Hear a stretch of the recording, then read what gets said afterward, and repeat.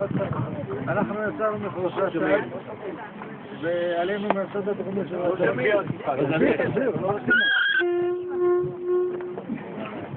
עלינו מהצד הדרומי של התל ישר לתעלות, התעלות שם זה עוד מעט תראו אותם.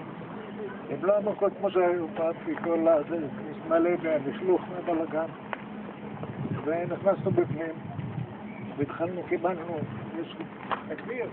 יש רצינית מהסורים פה, רק רגע. תדעים לו את זה עליו. אחת פה לא יש רשום פה. מה התחלה? בבקשה. עכשיו נכנסנו לתוך התעלות, והייתה לחימה מצד הסורים פה, לחימה חזקה מאוד. הייתה אש, רמים לי מכל הכיוונים. הרבה חבר'ה נפגעו. אז סיפור האישי שלי, אני נכנסתי לתעלה, הלכתי עם מנכ"ל אחד, אלותן יעקב, והוא היה מנכ"ל, אני הייתי תוראי, הוא אמר לי, כן, לא קניתי מנכ"ל ואני רוצה לעזור אותך. אמרתי לו, מה זה משנה מנכ"ל? הוא עזר אותי, הייתה הסתעלות של התעלה, יותר מוקדם חבור, אם אני הייתי הולך עכשיו, אני הייתי גודל הייתי לכתוב 48 שנה. אז זה מה זה. אני נפגעתי, היה קצין אחד, אמר יצחק, הוא חלש אותי, הוא לא היה חודש, אבל הוא עצמו את ההחצרות שלו, חופשי.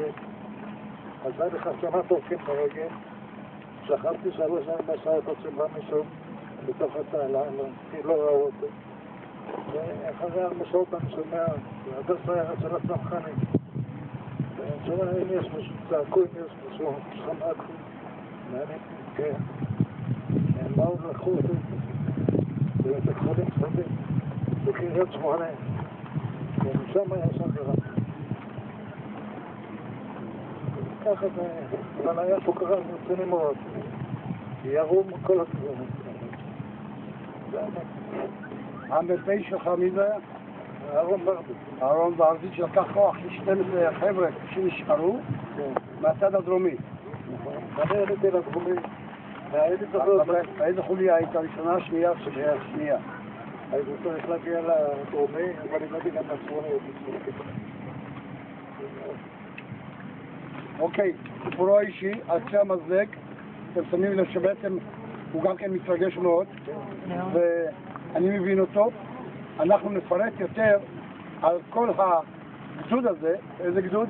12. גדוד 12 של גולני, פלוגה א', שעשה את כיבוש התל, וכאן המקום בעצם הפך להיות אתר הזיכרון של חטיבת גולני חודש הבא יש במלחמת ששת הימים.